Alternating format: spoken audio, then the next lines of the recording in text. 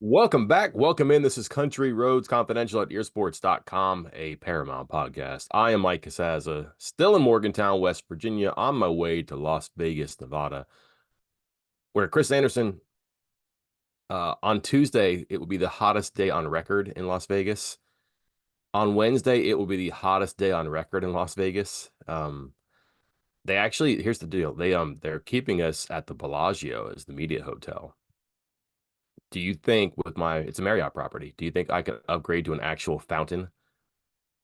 Not a fountain view. I just want to sleep in the fountain, I think, if it's going to be 120 degrees. I've never heard of a number like this. I used to think it was hot in Dallas for Big 12 media days. Vegas is going to be a little bit different, huh?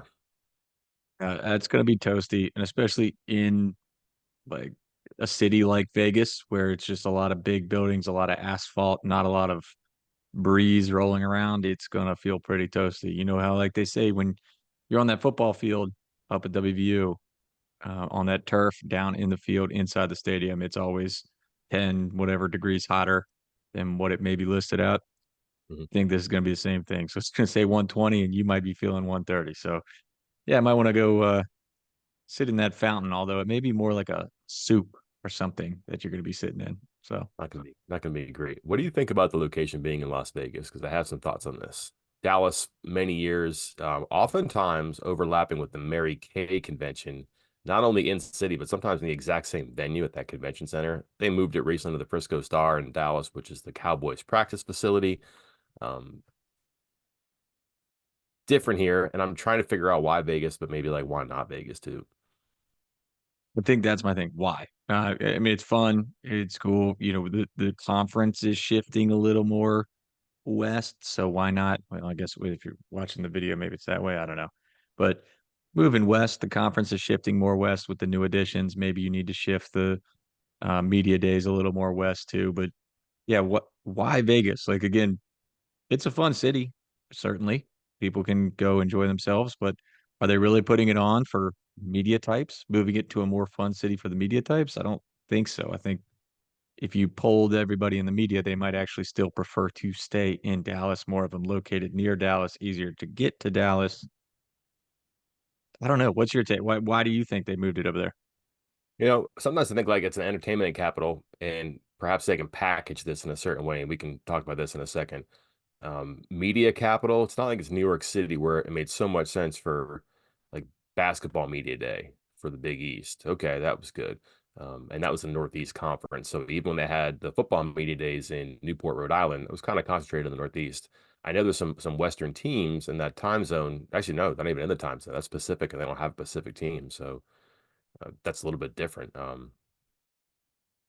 What if, Chris, they unveiled like some sort of news or motto? Like maybe they're going to play the championship game there in the future, but I think the football one's locked down for a couple of years.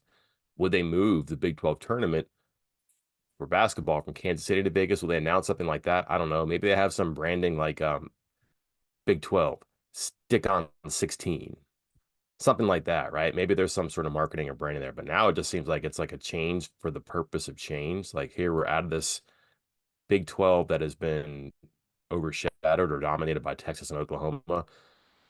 I mean, for years, that's been the news that they were leaving.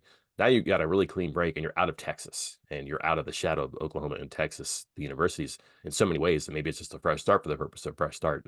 Nothing wrong with it. It's pretty easy to get to, a little further for some people than it was before, but it wasn't easy to get to Dallas for people like me and Central Florida, I'm sure. A little bit further. Don't have a great answer. Maybe they have one there, but again, that could be something that perhaps they unveil something, announce something, or maybe it's just change for the purpose of change. We'll see. Um, Question for you then. For many years now, it's been this whole, I don't want to say punchline, but it's been certainly more questions about the future of the Big 12. Who's coming? How many teams can you add? You're losing these teams. How do you survive? You're the fourth best in revenue. Oh, now you're the third best in revenue. A lot of these grim, dire questions about the future of the league. Don't get that now. This just feels to me like the mood is different. The league is very different, and maybe different is just the theme of the week as we're talking about new location, new roster of members, new spin on the league. It's just from where you'll be watching and you'll be paying attention to this before, during, and after. What do you think should be a message for people reporting on it or people who are answering the questions at this event? Yeah, I like where you're going with this. Let's talk football. Let's talk the season. Let's talk the teams. Like, there's no reason, like you said, because it has been, even if it wasn't, I mean, at most times it has been openly addressed by the commissioner, by coaches, by everybody there. And even on the sides, when you go through the radio row and talking to other people, the discussion has been about realignment, teams leaving, what's going on, what's a backup plan for your team, all this other stuff. Let's focus on football. It's Big 12 Media Days where we're going to talk about each of the teams, focus on the season, focus on that. I think this is one of those things where if everybody can just get on board with the Big 12 and say we're going to discuss the upcoming season, we're all going to discuss the teams that we cover, and that's it, it would be a very welcome change, and I think many fans would embrace that. Late kick. Sometime when I was gone on vacation, there was an episode that Josh Pate had, and he just kind of asked the question. It was the what ifs of the season. And the what if was like, what if people really approach the Big 12 the way that they should? And his methodology here was yes, the Big Ten and the SEC, every weekend, and especially late in October and in November, are going to have just unrelenting consequences in their conference games. And then you're going to have something in the Big 12, like where on a snowy day in, I don't know, I think it might have been Manhattan last year, Iowa State and Kansas State play, and it's a spectacle. And who really cares what the college football playoff implications are? You got two teams that are playing in the snow. It's an interesting game. There are some implications in it, but it's like you've had this point for watching. The Pac-12 has been watching, where the SEC and the Big Ten said, we're not like everybody else. Is not for everyone. That's literally been their point, that there may be a distaste from the public for what they're doing, but that's kind of their initiative here, is that they're not like everybody else. They're better. They're different. They are to be isolated a little bit. But that's not for all the fans. And there certainly is like a large swath of fans who just don't have an appetite for what's become of the sport. And if you can step back and you can look at a league like the Big 12 where it's just football and it's quality teams, maybe not blue chip, high brand value teams, whatever that means to the fan who's just watching games on a Saturday.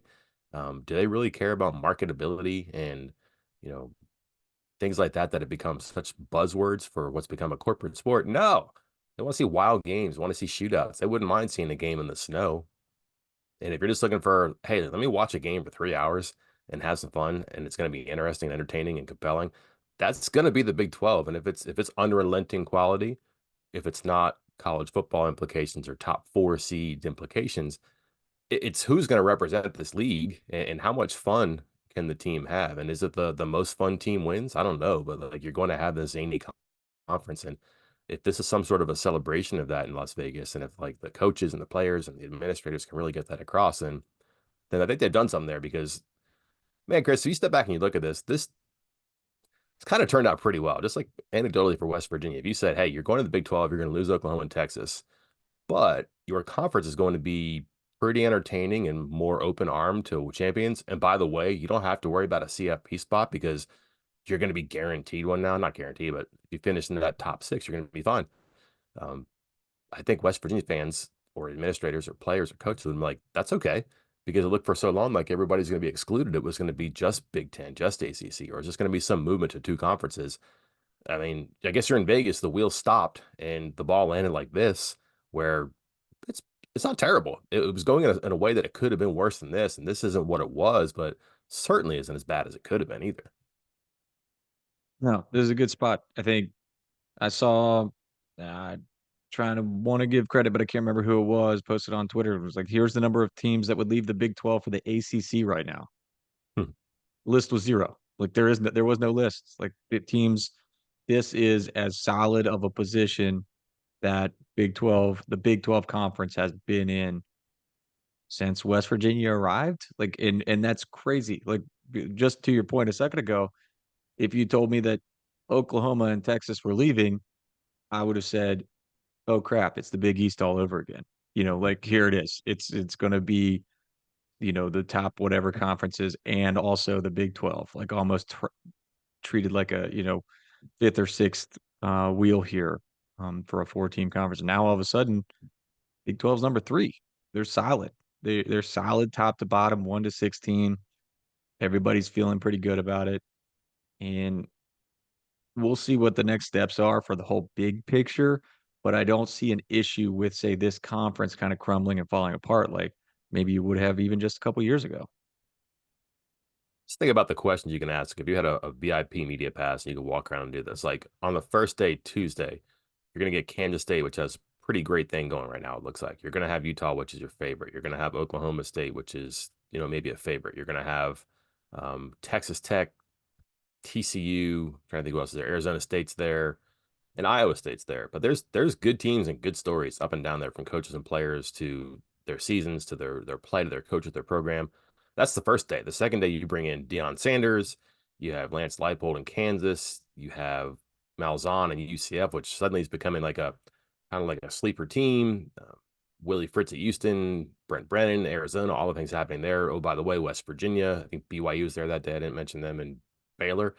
Like there's a lot for your notebook there, and that's just a 2-day look at what's going to be a long season here. And again, it's a great kickoff event. It's a good idea, but I guess to this, Chris, there are a lot of questions from I don't know the team we cover certainly, but also just the conference in general and how West Virginia now fits into it and how maybe it fits around West Virginia, which is kind of a cool thing, as it hasn't been like that before. But the map's a little bit friendlier than it was, and the travel maybe isn't as brutal, but um, I don't know, just from a West Virginia perspective here, things you're curious of, things that you want to hear asked.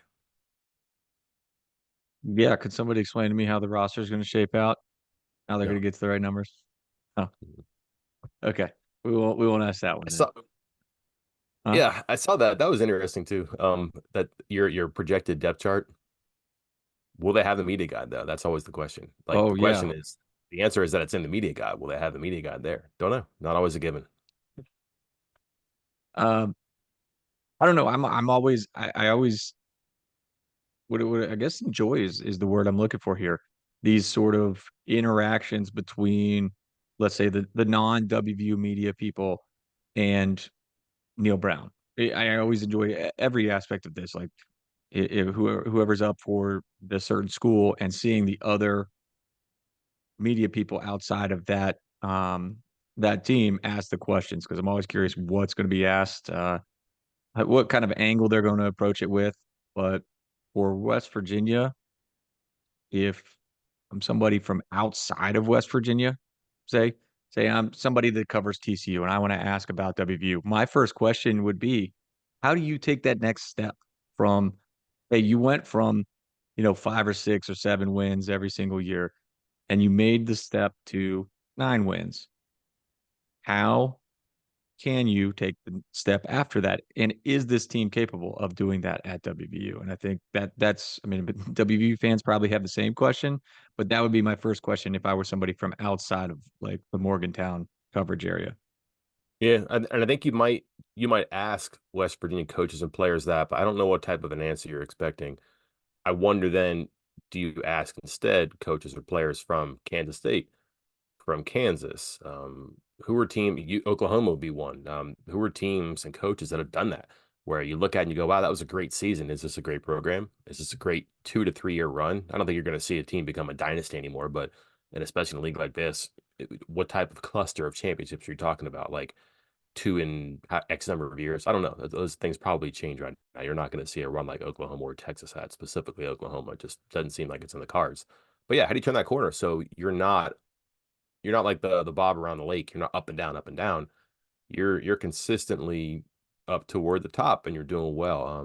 That's going to be a very popular question for West Virginia because they were the ones who came in last year with a lot of doubt about the projections.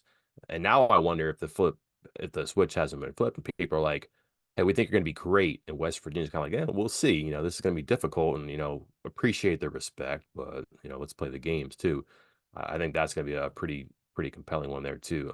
I would also think there's a couple of things that interest me. We can get into this, Chris, but I would think that Garrett Green is going to be, if you take the players off the top shelf, like your marquee names, he is going to be one of the more compelling and interesting people there too, because he's become such a lightning rod too. Like, what do you make of his offseason where he's done nothing, but he's been propped up and knocked down quite a bit too.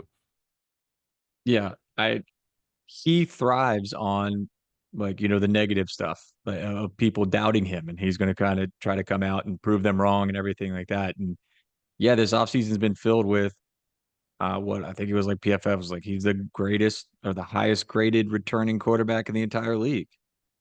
And then it was, yeah, but can you win with him? And then he goes to the Manning Passing Academy and puts on a strong performance there as one of the top performers in an event that's loaded with very good quarterbacks. But then the West Virginia, and again, this is like a reflection of the whole team, but also a lot of times is very reflective of your quarterback, is picked seventh in the Big 12 conference in the preseason poll. He gets no love for all Big 12, which I don't think many people were expecting him to.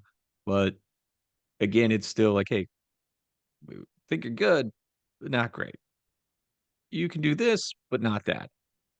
So you're kind of in this middle ground where, yeah, like he's not getting the full negative press, so he can build and feed off of that, but he's not getting smoke blown up his butt either. So I think it's going to be interesting to see how he kind of comes out and um, moves this year. Let me ask you something, Mike. Yeah. You're going to be there. You asked me what I would ask. You're going to be there in Vegas, sweating. What's the first thing after you give a side eye to somebody else's question? Put it Me. put in the meme. What? Um, what's the question you're going to ask the very first time you get handed the microphone? What's the first question you're asking Neil Brown there in Vegas? Ooh, this is a good one. So I had that sit down with him for 35, 40 minutes, middle of June. Wrote a lot about it, and then he also talked to a lot of people too before he went away for vacation. And I read a lot of the things that he said to people, and he's talked frequently to me and to others about the changes in the program, how things are different, and I'll write about this during the week, but I want to ask more too. So this is a good opportunity for me to flesh this out. But uh, things are much more voluntary for participation and involvement. Like they make some stuff mandatory, but you don't have to do this. You're invited to do this. You don't have to be a part of this. You're encouraged to do this. And before, as he was trying to put up pillars and really structure his program, these things were mandatory. And what he finds now is if you make somebody do something, and you know how people are, Chris, you have kids. If you make people eat their lima beans, they're probably not going to like them. But if they discover it on their own, or if they decide they're going to have a couple on their own and they like it, they're probably going to come back and do it again. And they're going to be more actively involved. His program, Chris, is a lot more fun now than it was before, I think. And I wonder how he's done that because he does have these things cooked into his program that are for player benefit and they're for team building things. And some of them are mandatory, but some are voluntary too. But if you think about when we talk to players, Chris, like there was a time where players would transfer pretty regularly. And we tried to have on the record conversations with darn near all of them. We reached out and tried, and they wouldn't really have anything bad to say, but just kind of like, hey, like, I want to win more. I want to have more fun. I want to, this and that. You don't get a lot of transfers anymore, and you don't get a lot of that chatter about. Just to be frank, this isn't a fun place to play, and you could explain why people wouldn't be having fun. Like the record is not fun for sure. And the coaches probably were not fun to be around, especially as the walls started to pinch in on them. And if it became apparent that you could go somewhere else pretty easily, yeah, like you're naturally not gonna like your surroundings when you're not winning and you're not, I don't know, making NIL money. But you see people floating freely to other programs and winning and taking advantage of whatever profile they've created at West Virginia to go somewhere and do something where it's warmer, where the conference is bigger and better, where there might be better trinkets or players involved. Well, you don't see a lot of that now. So what happened? How did he make this more inviting? I didn't ask that question, but as I was listening to what he was telling me and then what he was saying to others in different interviews, it just seems like that he's got a funner thing to be around right now. And that's been on my mind for a little bit. That's not really relevant to the season, where I think a lot of people are going to be like, hey, is this for real? How good is your quarterback? Can you retool the offensive line? Did you get the defensive backfield right? Things like that. Those are important questions, but the one that just sticks out to me is what has he done to make this a more fun place to be around? Because I don't know how you could argue that right now. Is it just simply winning?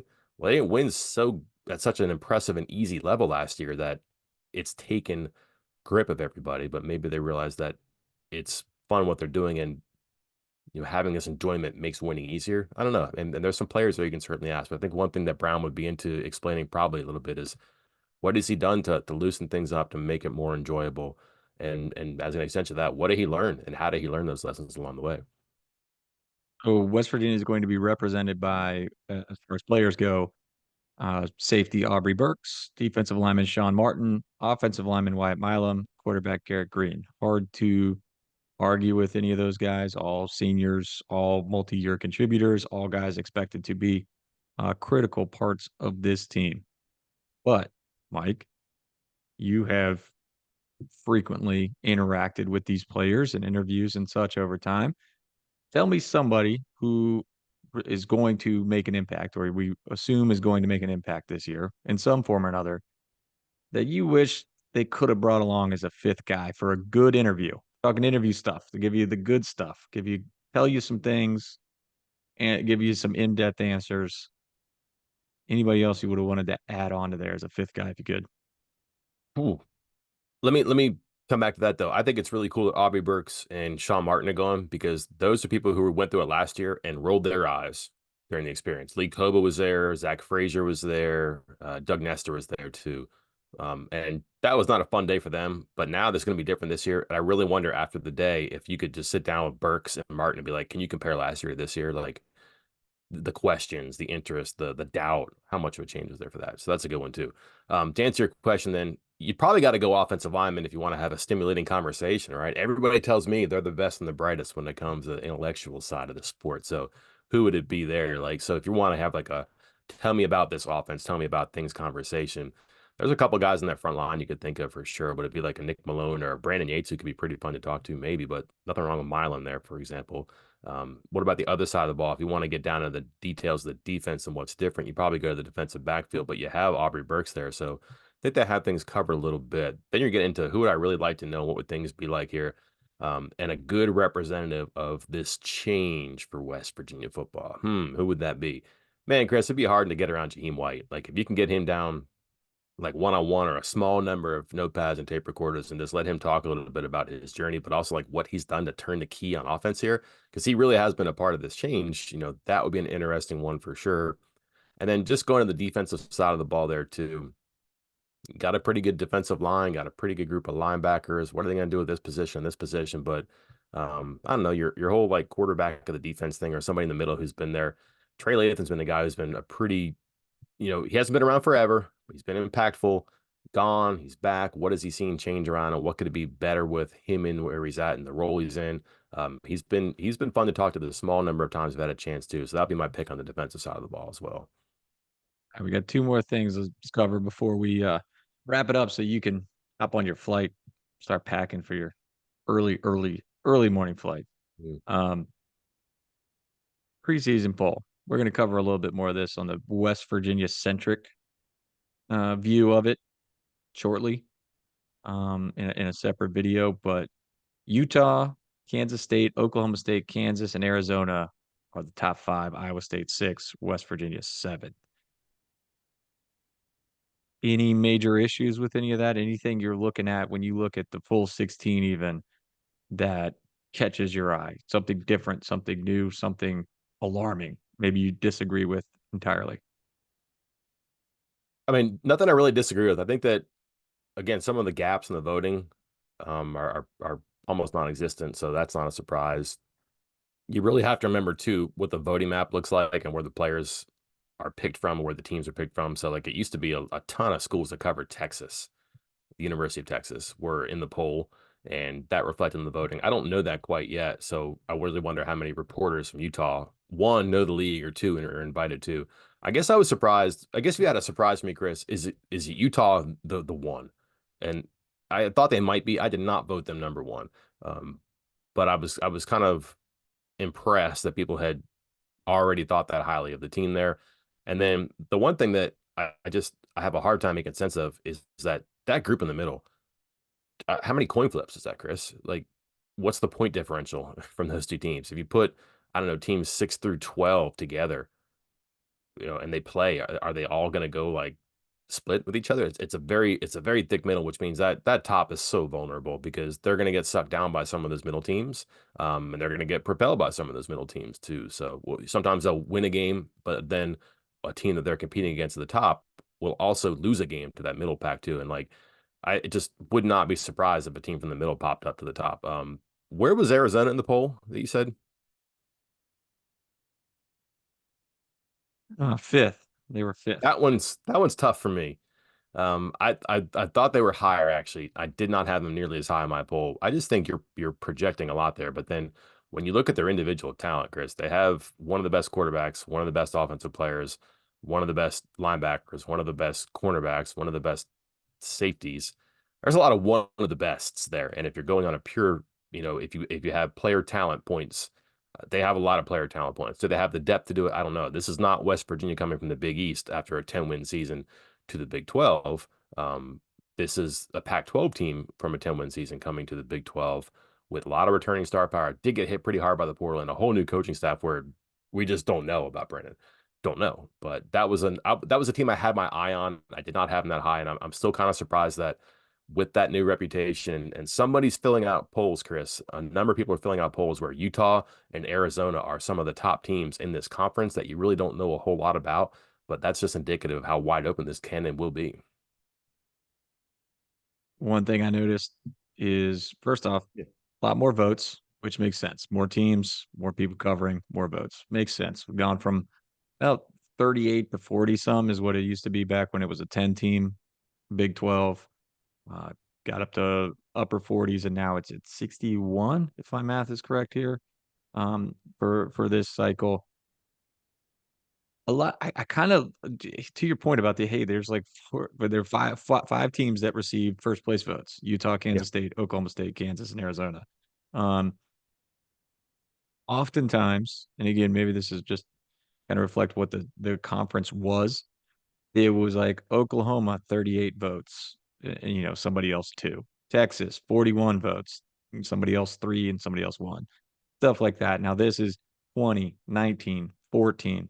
So there's a true split on who the best team is in this league, and that's the first time I feel like that's happened in quite a while, um, at least as far as preseason polls go. So, for me personally, because I like the competition, I like it when there's uncertainty.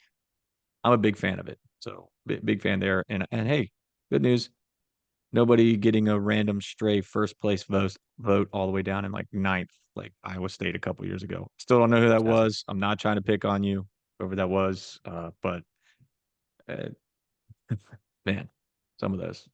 Um, It's not great either that BYU, Cincinnati, and Houston are 13, 14, 15, right? yeah, That's not great. yeah, But then again, Utah 1, Arizona 5. I think Dion was 11. So two top 5, three top 11. yeah. That's not the worst either. So okay, some hits, some misses when you have to add teams like that. One more thing for you, Mike, and this isn't quite Big 12 related, but it was with the story that I just put up. You said you've read at least some of it, and I'm Mhm. getting crap about it right now. My superlatives for the WVU off season. I put linebacker and receiver as my two big question marks. Well, no, excuse me. I think I put center as the question mark mostly because of obviously the departure of Zach Frazier and everything he's done for the program over the past 4 years. But um, do you think I was too harsh at receiver or line? Excuse me, at linebacker because that's the one I'm really getting a lot of pushback on, and I want to get your thoughts on it. This is what I said was the biggest position question mark, and I said on defense that was linebacker, and I said let me break down the projected two deep for the two true linebacker spots, not counting Spur. Um, Sophomore with 3.5 games of FBS experience that suffered a catastrophic leg injury that required surgery and kept him out for months. A redshirt freshman with 0 snaps in college that suffered a catastrophic knee injury that required surgery that kept him out for months. A sophomore who only saw the field because of the two aforementioned injuries and graded out per Pro Football Focus as the worst performer on WVU's defense. And a junior transfer who has not played a single defensive snap since 2021 and was not mentioned hardly at all during spring football practice. Now, that is definitively negative. Like that was the point of me doing it that way.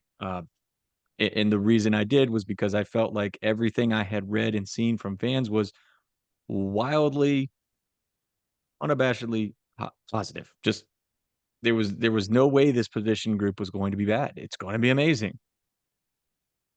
this kind of goes back to my, hey, 5 reasons WVU will win big, 5 reasons WVU will fall flat kind of thing. And sometimes often the truth falls somewhere in between. Mike, is it my truth, your truth, somewhere in between? The fans' message board truth? What is it? What does you think about that take on linebacker? Well, let's call it your truth so you can own it, but it's still the truth. It Yeah. just is. That's not a deep position. It's just not. I understand that there are some names. There's potential there. There's talent for sure. There's recruiting bios. I have no problem getting on board with that. I just don't know how many players they have there. And if it's four, like, what do we know about Jaido Fabris? What do we know about him? He's fifth or sixth, right? Caden Beiser is fifth, probably, right? Um, you're gonna need more than four to get through. Like they need more than four to get through a game sometimes last year, and they do have the body types to do that stuff. But this is going to be a pretty physical running league too, and they are putting two middle linebackers in the box now to help out, but they're also putting two middle linebackers in the box. So you're gonna have to spell them. You're probably not going to have a 90-10 split. I understand that, but it's not going to be 50-50. So that's a tricky thing for me. And like I definitely get that Trey Latham flashed and that Reed Carrico has very good bio, and it's maybe not necessarily his fault. There's a lot of NFL talent at Ohio State. I understand Ben Cutter looks great. I just like you can get on board with a lot of this stuff too, but you have to play. And when you have a scarcity of snaps and experience, that's got to be a question mark. It just has to be. It doesn't mean it can't turn into an exclamation point. Because I think you could say receiver is a similar situation, just in my opinion, and your truth, Chris, not as dire, but you're projecting and hoping a lot, which is fine in May, which is fine in March. It's a little less acceptable and a little more worrisome the closer you get to a season. There's nothing you can do about it right now. They made amendments to the roster. They addressed that position as they could, but Chris, they do a whole lot of linebacker to fortify that. No, right? Could they have? And how late in the game did they try to add linebackers? Were they okay with just those four, Chris? Like you know the target list and who they're going for in transfers. Um, were they were they fine with those four? I mentioned six, but realistically, those four? No, they were trying to make additions, right? And where did they end up? They ended up adding Rogers from Mississippi State, a receiver, because that was a soft spot for them. It's just a big question for me going in, Chris. Like it's your truth, just to be clear, but it's a truth. Like that's something I'm just absolutely going to watch in the preseason. You know what they do in that Penn State game because they'll probably consolidate snaps. Who will they get in that FCS game? Can they get help from the freshman class? Is there a position change? Like just what are they going to do? Because there's going to be times, Chris, they're going to play three linebackers too. Like they talked about that. It's going to be tricky. Yeah, I'm with you. And again, and I said it in the story, but sometimes that gets overlooked when there are some negatives in the story. Is there a world where wide receiver is great and deep and productive? Yeah, absolutely. Is there a world where West Virginia gets by with a very solid linebacking core, thanks to Lathan and Cutter and Trotter and Carrico? Absolutely, I do. But there are also these pitfalls, these kind of question marks. And again, I labeled it as a question mark at linebacker. Said West Virginia made a big upgrade at receiver with the additions that they made. Again, there's a reason the coaching staff went out and continued to push so hard for wide receivers via the transfer portal. So not wildly negative, but just hey, really stay grounded in reality as well and know that there are other possibilities. Now I have a second question to ask Neil Brown in Las Vegas, but I'm going to say this comes from my friend Chris.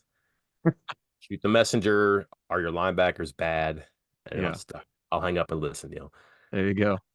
Plenty of questions and hopefully some answers coming before too long. From Las Vegas, I'll be there checking in as can. Until then, I'm Mike Casazza. And I'm Chris Anderson. We will talk to you then.